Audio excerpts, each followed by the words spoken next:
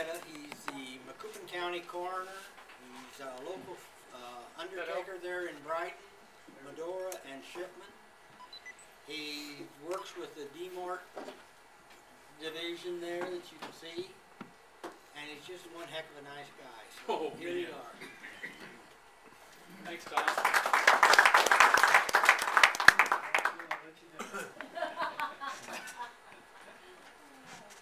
For that compliment, he's going to lay me out for free. Sure. We have 50% coupons. You gotta come in, lay down, say go to work. Don't be collecting on that anytime soon. Morning, afternoon. I thought I fixed that. I guess I didn't. Moved it the wrong way. Yeah, I thought I went backward.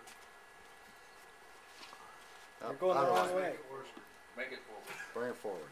There you There. go. Good enough? That's good.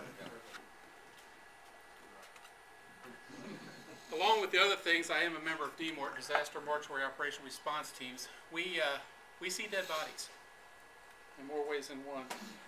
We help the local coroner or medical examiner if they need it. They have to request us. Joe Blow can't just call us and say, come help. We have to be requested by someone of authority. The only other one that can contact us to help request our help is the FBI. After 9/11, there was the entity in Pennsylvania. The coroner said he was in charge. The FBI said they were in charge, and they had to actually work out a plan together and sign off. Both lawyers from the county and the FBI had to sign off and did a joint venture for that. So ever since then, now the FBI can also deploy us along with the NTSB. We are Health and Human Services, part of the federal government. We're with the government. We're here to help. One thing we like to do is remember those folks that have been injured, killed, and their families. So we just like to take a moment and just kind of think about your own and them, and before we begin.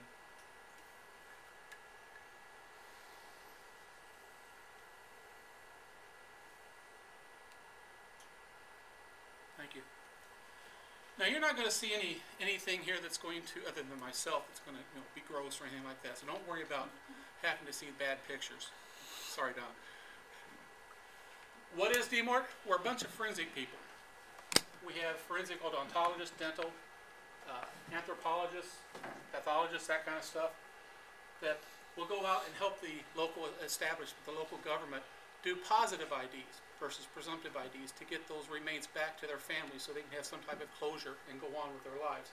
There are 3 portable morgues that are throughout the United States.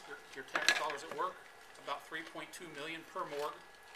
That's all the equipment we need, the forensics, the data work, everything we have to go. We have a family assistance center. Those folks deal with the families, get information from them that we need to help get them back to who they belong to. There's a DMORT WMD, weapons of mass destruction.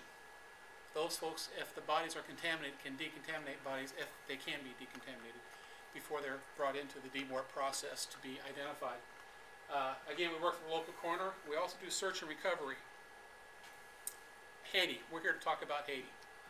That's what Don asked me to do. So I was unfortunate enough to be, actually when the earthquake hit, my wife and I were celebrating our 25th wedding anniversary in the Bahamas on a cruise ship, and they came over the cruise line and said, we've just had a earthquake in Haiti. We have a tsunami warning. Well, first thing I thought of is a Poseidon adventure. Where's my life jacket? Where do I go? Well, it really wasn't that bad. They came about 15 minutes later and said, it's no big deal. There's not going to be the tsunami. It's up in the mountains. It's not that big a deal. So fortunately for my sake, we didn't have to worry about it. I landed on Friday. I had a call that wanted me to deploy to Haiti right then. And I said, I've been gone for a couple weeks. I need to stay home. They called me 2 more times. Finally, I went in March. So from January to March, you can imagine the condition of the bodies that we saw in March, 2 months after the fact, and the kind of heat we're having here and humidity and stuff. One thing I didn't realize, that the ground in Haiti, the ground is saturated with anthrax spores. I didn't know that.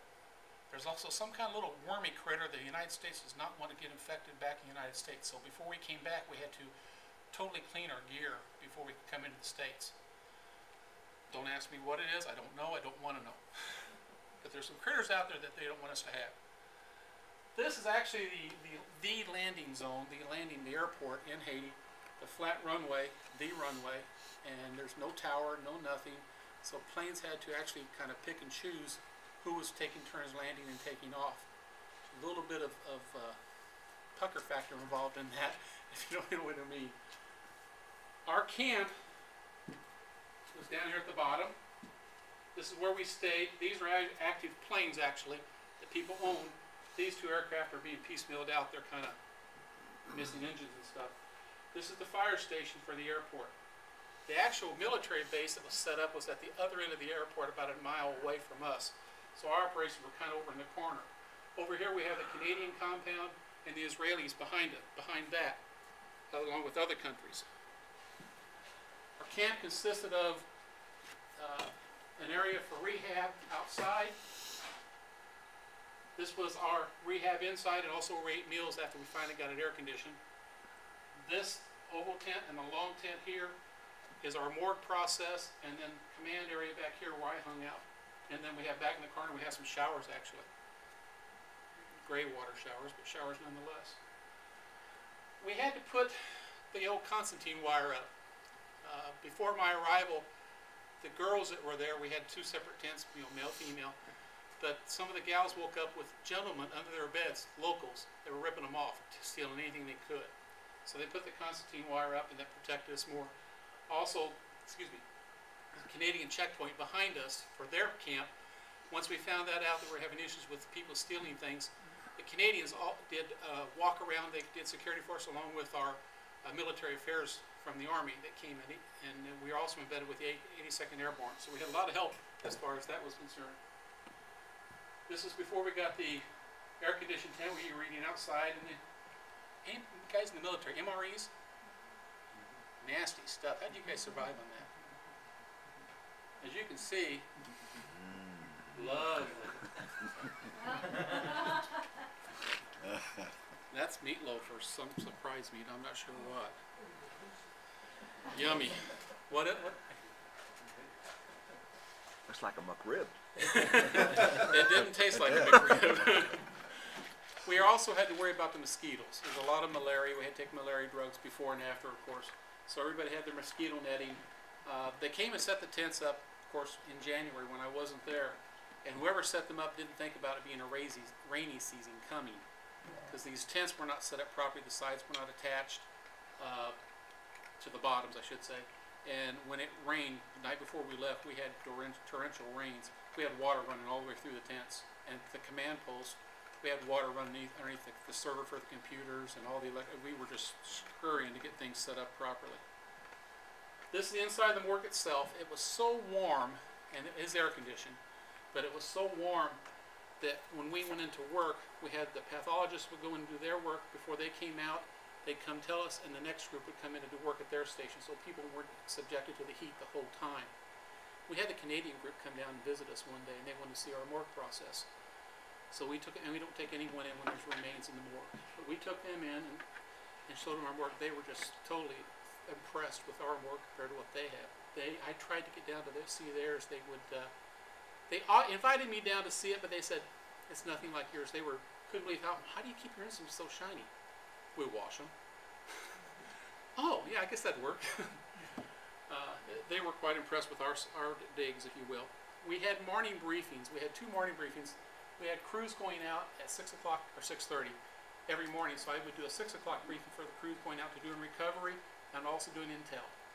The only times we could go out and search for anyone is if we had intel that said, yes, we probably have an American in this area, and we got the intel from the neighbors and other people they spoke to. So we had a 6 o'clock briefing for those folk. They would go out and do recovery if they could, or also do the intel, talking to the neighbors and such. Then a 7 o'clock briefing for everybody staying on campus, on base, to work the work process. Then we had a 7:30 briefing at night for everybody when we got back together. This is what happened today, this is where we are, how many we recovered and such. Normally we only recovered 1 a day maybe. The rehab area, hanging out in the shade, try to keep it halfway cool. We're kind of in a valley.